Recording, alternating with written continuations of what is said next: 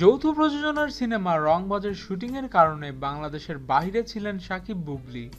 শিল্পী সমিতির আন্দোলন ও নবাব বন্ধের হুমকির কারণে সুইজারল্যান্ড থেকে শুটিং শেষ করে ঈদের আগেই তাড়াহুড়া করে দেশে ফেরেন শাকিব বুবলী।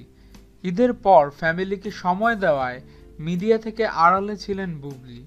শাকিব খানকে বারবার নিষিদ্ধ করায় শাকিব প্রসঙ্গে এবার বুবলী বলেন, সবকিছুর ঊর্ধ্বে আমাদের বাংলা চলচ্চিত্র। আমাদের সবার উচিত আমাদের চলচ্চিত্রকে বাঁচানো। কারো সঙ্গে দ্বন্দ্বে জড়িয়ে কিছু করা উচিত নয়, সেটা শাকিব খানই হোক না কেন। যেভাবেই হোক একসঙ্গে সবাই মিলে কাজ করা উচিত।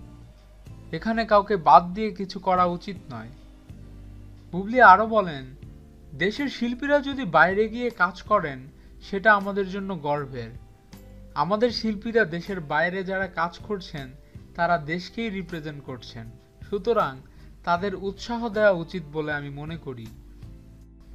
শাকিবের নবাব প্রসঙ্গে বুবলী বলেন, গত বছর শিকারী মুক্তির পর হলে ভালো দর্শক ছিল, সিনেমাটি ভালো ব্যবসা করেছে দেখলাম, কিন্তু নবাব সিনেমাটি শিকারীর চেয়েও বেশি ব্যবসা করেছে।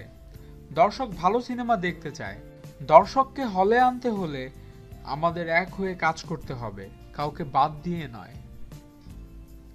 আপনাদের কি মতামত বুবলীর এই কথায়?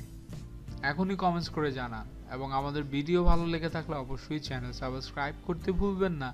ভিডিওতে লাইক দিন, শেয়ার করুন। ধন্যবাদ।